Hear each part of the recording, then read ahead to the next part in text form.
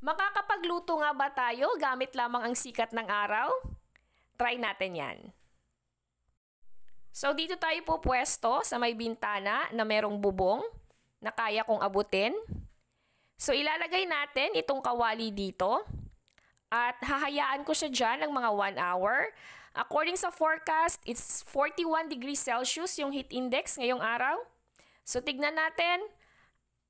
I-prepare ko muna yung mga lulutuin ko. Yung lulutuin natin ngayon is tortang talong. Alright?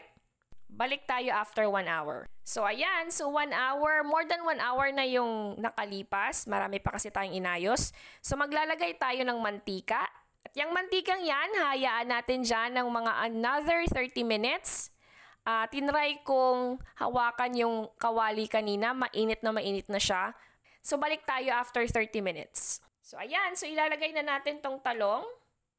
So far, wala kang maririnig na tilamsik or something. So I don't think na makakapagluto tayo ng torta. Pero hayaan ko siya dyan ng mga 15 minutes at babalikan ko.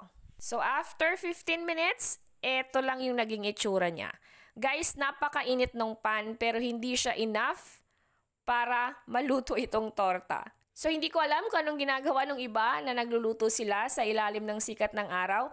Pero 41 degrees Celsius yung heat index ngayon dito sa amin at sobrang init as in. And it's around 1 PM na, so talagang it's noon time. Pero hindi naluto yung ating tortang talong. Kaya dadaling ko to sa baba sa kusina at ilalagay sa stove. Thank you so much for watching guys. Make sure na hydrated kayo. Sobrang init ngayon. Bye!